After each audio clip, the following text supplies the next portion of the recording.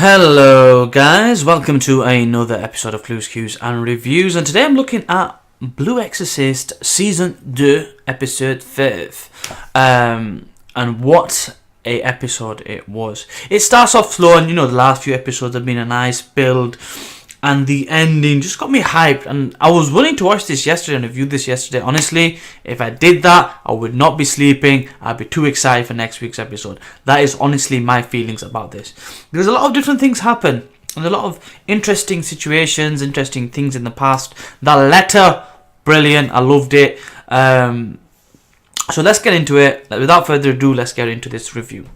To start off this episode review, the one thing I do want to say is, I just can't wait for next week. I just can't do it. I don't know what I'm going to do. I'm going to lose my mind or something. I need to know what's going to happen, and I'll explain. So, we get this intro, and we see Bond's father being a very sly dude, very secretive, but the guy can move.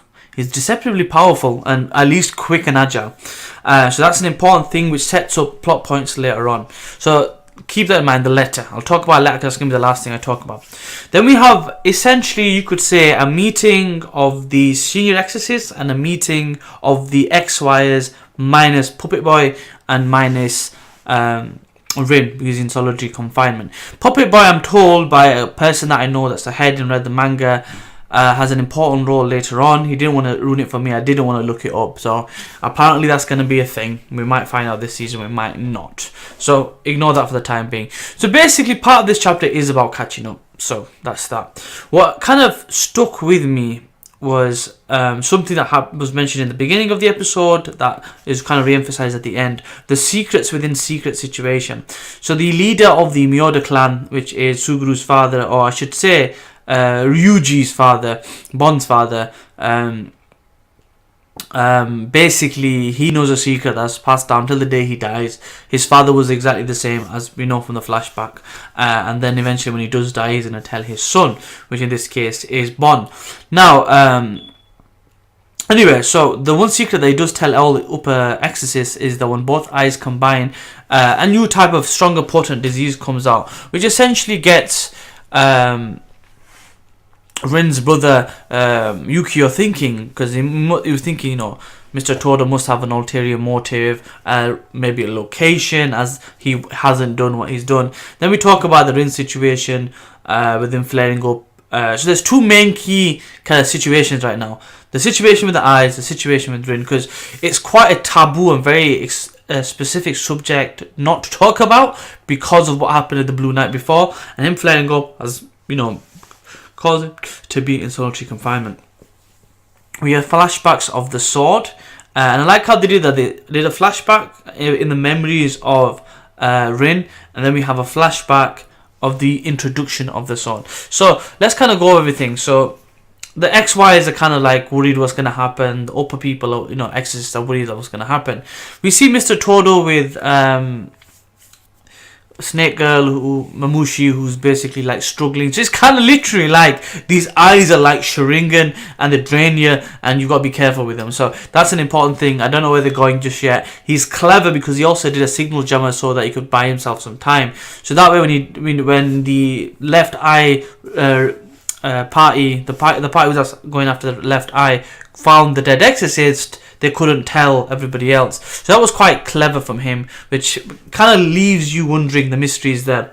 But the key thing for me was that letter. So when we get to the letter part, the second situation with Rin, and no one could read it but Yukio, as always. And then from that part onwards, that last few segments, oof. If I could really edit with a decent computer, it'd be like bombs, head exploding type of thing, because it really was that good to me. We find out Bond's father's past very much like Bond, in the sense of what he wants to do, and he had to let that go, and I guess that's a kind of a curse or a duty of a person like that in that family, and the same thing for Bond, who's wanting to take over later. Now, with that being said, they have a sacred fire that must always keep burning, and they need to pray to it, and they have this sword, which happens to be the Koma sword, which happens to be the sword that Rin has, and we find out how it's gone from there to there. So this was the most, essentially a most important sword to take down demons, apparently, according to Rin's father, Shiro. And then we find out with this one that when they're doing the praying, essentially a demon falls out of the sky, lands on the fire, and it's actually Shiro who's been sent on a mission by Mephisto, and he's run out of bullets, and he goes, "This sword, I'll be taking it." So without ruining it for everybody, without going and reading the manga and knowing 100%, I think that was the sword that basically killed the impure king back in the day, and by destiny it going to Rin now essentially is playing out that he's going to be the one that kills, assuming he's going to kill the impure king. Now I'm saying 100% now that I have not read the manga, I've not at this point, I've just watched the anime, so I don't know what's going to happen really. I'm just guessing. This is what the implications, this is what it implies to me.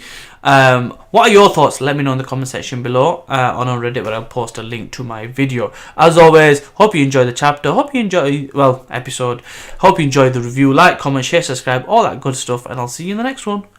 Peace.